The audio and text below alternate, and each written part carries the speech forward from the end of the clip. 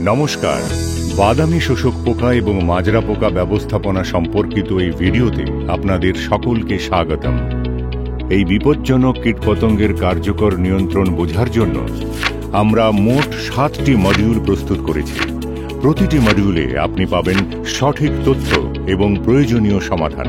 তাহলে চলুন শুরু করা যাক মডিউল 1 দিয়ে, যা হলো অদৃশ্য বিপদ, ফসলের অবস্থা এবং পোকামাকড়ের অদৃশ্য বিপদ। ধান চাষের সমস্ত ক্ষতি প্রথমে দৃশ্যমান হয় না, বিশেষ করে সেই গুরুত্বপূর্ণ সময় যখন ফসল উদ্ভিজ্জ পর্যায় থেকে প্রজনন পর্যায়ে রূপান্তরিত হয়। ভালো ফলন পেতে কৃষকরা ফসল সুরক্ষার জন্য একটা বড় অংশ বিনিয়োগ করেন।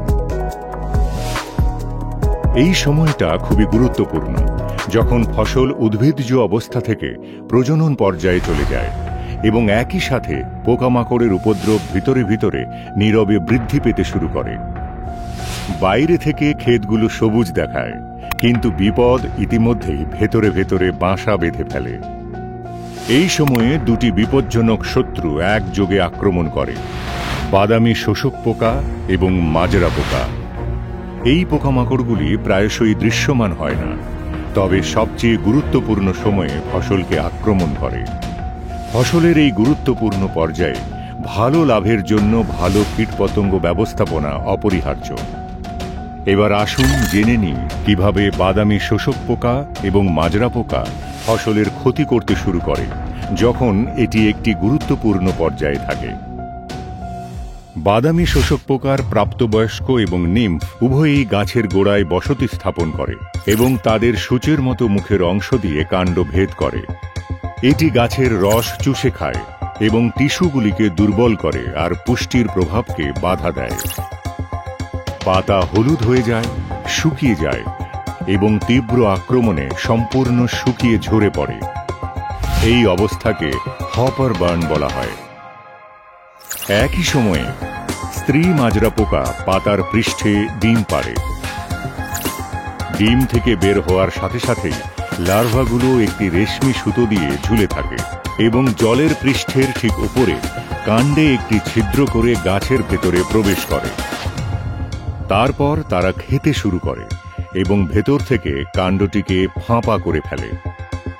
মাজরা পোকা বিভিন্ন পর্যায়ে ফসলের ক্ষতি করে।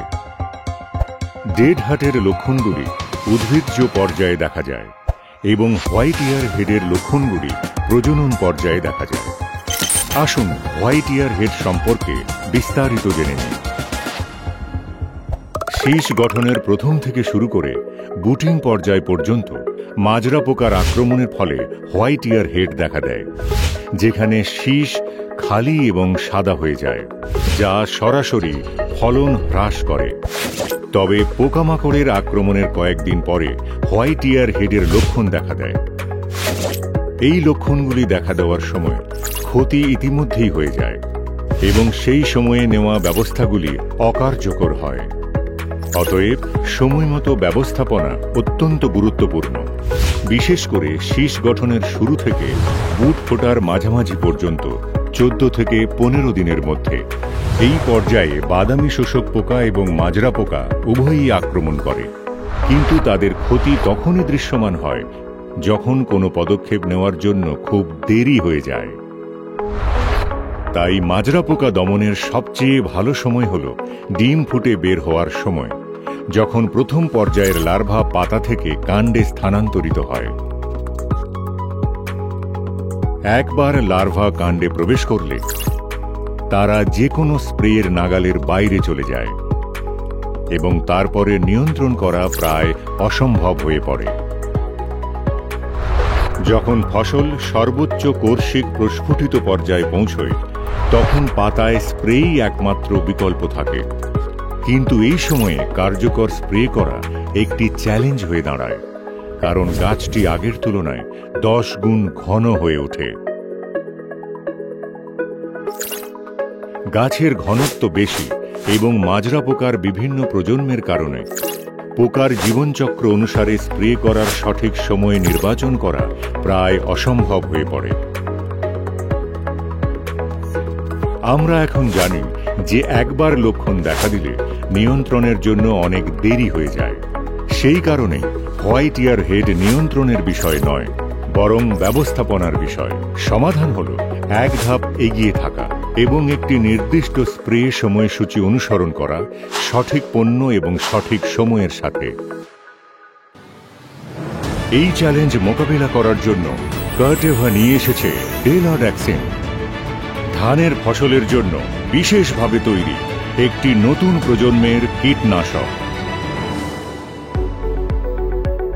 ডেলাড্যাক্সিন বাদামি শোষক পোকা, প্রাপ্তবয়স্ক এবং নিমফ্যালিড ও মাজরা পোকার লার্ভার বিরুদ্ধে কার্যকর।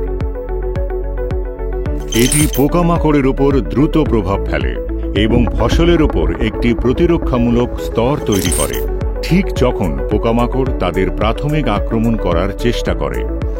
এটি ধানের ফসলের প্রাথমিক শীষ গঠনের পর্যায় থেকে মাঝামাঝি বুট গঠনের পর্যায় পর্যন্ত নির্ভরযোগ্য সুরক্ষা প্রদান করে। ডেলাড্যাক্সিন তরল আকারে পাওয়া যায়।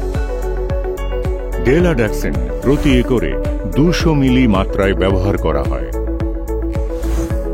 ধানের ফসলে ডেলাড্যাক্সিন ব্যবহারের সঠিক সময় হল শীষ গঠনের শুরু থেকে বুট গজানোর মাঝামাঝি পর্যায় পর্যন্ত, যখন ফসল বাদামি শোষক পোকা এবং মাজরা পোকার আক্রমণের জন্য সবচেয়ে ঝুঁকিপূর্ণ থাকে। কিন্তু ডেলাড্যাক্সিনের পূর্ণ সম্ভাবনা কাজে লাগানোর জন্য সঠিক সময়ে স্প্রে করা এবং একটি নির্দিষ্ট স্প্রে সময়সূচি অনুসরণ করা অপরিহার্য, যাতে আপনি প্রতিবার মাজরা পোকা প্রতিরোধ করার ব্যবস্থাপনায় জয়ী হন। আসুন স্প্রে করার সঠিক সময় এবং প্রভাবের সময়কাল সম্পর্কে জেনে নিই। ডেলাড্যাক্সিনের শক্তি কেবল এর কার্যকারিতার মধ্যেই নয়, এর সময়োপযোগী ব্যবহারের মধ্যেও রয়েছে। যখন মাজরা পোকার লার্ভা ডিম থেকে বেরিয়ে কাণ্ডের দিকে চলে আসে এবং বাদামি শোষক পোকার সংখ্যাও বাড়তে শুরু করে, তখন এটি স্প্রে করা উচিত। মাজরা পোকার লার্ভা একবার কাণ্ডে প্রবেশ করলে কোনো সমাধান তাদের কাছে পৌঁছতে পারে না। তাই ডিম ফুটে যখন লার্ভা কাণ্ডের দিকে চলে যায়, তখন সঠিক পদক্ষেপ নেওয়া খুবই গুরুত্বপূর্ণ। যখন মাজরা পোকার আক্রমণ প্রজনন পর্যায়ে দেখা দেয়, অর্থাৎ শীষ গঠনের শুরু থেকে বুটিংয়ের পর্যায়ে, তখন এর লক্ষণগুলি 15 থেকে 20 দিন পরে হোয়াইট ইয়ার হেড আকারে দেখা দেয়। অতএব হোয়াইট হেড কমাতে এবং বাদামি শোষক পোকার সময়মতো নিয়ন্ত্রণের জন্য ধানের প্রজনন পর্যায়ে মাজরা পোকা ব্যবস্থাপনার জন্য ডেলাড্যাক্সিনের নিয়মিত স্প্রে সময়সূচিকে একটি অংশ হিসাবে রাখুন। ফলস্বরূপ ফসল দীর্ঘমেয়াদী সুরক্ষা পায়। এটি 21 দিন ধরে বাদামি শোষক পোকা এবং 10 থেকে 12 দিন ধরে মাজরা পোকা নিয়ন্ত্রণ করে, ফলে ফসলের সবচেয়ে সূক্ষ্ম বৃদ্ধির পর্যায়েও সম্পূর্ণ সুরক্ষা প্রদান করে। ভারতের বিভিন্ন জাতের ধান এবং বিভিন্ন জলবায়ুর কারণে শীষ গঠনের শুরু থেকে বুট গজানোর মধ্যবর্তী পর্যায় পর্যন্ত সময় পরিবর্তিত হতে পারে। অতএব জাত বা ঋতু নির্বিশেষে ফসলের শীষ গঠনের শুরু থেকে বুট গজানোর মধ্যবর্তী পর্যায়ে স্প্রে করা উচিত। সঠিক সময়ে এবং নির্ধারিত স্প্রে সময়সূচি অনুসারে ব্যবহার করা হলে ডেলাড্যাক্সিন ফসলকে তার সবচেয়ে গুরুত্বপূর্ণ পর্যায়ে নির্ভরযোগ্যভাবে রক্ষা করে। এবার শোনা যাক কেন সারা দেশের কৃষকরা প্রতি মরশুমে শুধুমাত্র ডেলাড্যাক্সিনের উপর নির্ভর করেন। ডেলাড্যাক্সিনের ফলে ডালপালা সবুজ হয় এবং পাতা থাকে সুস্থ। প্রতিটি শীষে পূর্ণাঙ্গ দানা তৈরি হয়, শীষের বৃদ্ধি সমান হয় এবং ফসল কাটা পর্যন্ত ফসল সবুজ সতেজ থাকে। দেশ জুড়ে পরিচালিত মাঠ পরীক্ষণে ডেলাড্যাক্সিন বাদামি শোষক পোকা নিয়ন্ত্রণে বাজারগত পণ্যের তুলনায় ভালো কার্যকারিতা দেখিয়েছে এবং অন্যান্য পণ্যের মতোই মাজরা পোকার কারণে সৃষ্ট হোয়াইট ইয়ার হেডের বিরুদ্ধে সুরক্ষা প্রদান করে। প্রাথমিক পর্যায়ে কার্যকর সুরক্ষার মাধ্যমে কৃষকরা ভালো শস্য, শক্তিশালী শীষ এবং উচ্চ ফলনের নিশ্চয়তা পান। টেলাডাক্সিন পরিবেশের জন্য নিরাপদ এবং উপকারী পোকামাকড় আর অন্যান্য দরকারি জীবের ক্ষতি করে না। টেলাডাক্সিন হল সমন্বিত কীটপতঙ্গ ব্যবস্থাপনা IPM এবং কীটপতঙ্গ প্রতিরোধ ব্যবস্থাপনা IRM এর জন্য একটি আদর্শ সমাধান, যা দীর্ঘমেয়াদী ফসল সুরক্ষা এবং টেকসই কৃষিকাজকে সমর্থন করে। নির্ভরযোগ্য নিরাপত্তা এবং উচ্চতর কার্যকারিতার সাথে টেলাডাক্সিন ধান ফসলের গুরুত্বপূর্ণ বৃদ্ধির পর্যায়ে কৃষকদের বিশ্বস্ত অংশীদার হয়ে ওঠে। আসুন পরিশেষে আমরা সবচেয়ে গুরুত্বপূর্ণ বিষয়টি জানি। কেন সঠিক সময়ে স্প্রে করাই ভালো ফসলের চাবিকাঠি? ধান চাষের জন্য সঠিক সময়ে সঠিক সিদ্ধান্ত নিলে প্রচুর ফসল হয়। লক্ষণগুলির জন্য অপেক্ষা করা একটি ব্যয়বহুল ভুল প্রমাণিত হতে পারে। টেলাডাক্সিন কৃষকদের সময় মতো সঠিক পদক্ষেপ নিতে সক্ষম করে। নির্ধারিত স্প্রে সময়সূচির অংশ হিসাবে ব্যবহার করা হলে এটি বাদামি শোষক পোকা এবং মাজরা পোকা উভয়কেই নিয়ন্ত্রণ করতে সাহায্য করে, কৃষকদের বিনিয়োগ রক্ষা করে এবং ফসলের ফলন উন্নত করে। সঠিক সময়ে স্প্রে করুন। ফসলের সবচেয়ে গুরুত্বপূর্ণ সময়েও নির্ভরযোগ্যভাবে পাশে থাকুন। টেলাডাক্সিন কার্টিভার পক্ষ থেকে সবুজ, শক্তিশালী এবং ভালো ফলনের জন্য সঠিক সময়, সঠিক পদক্ষেপ।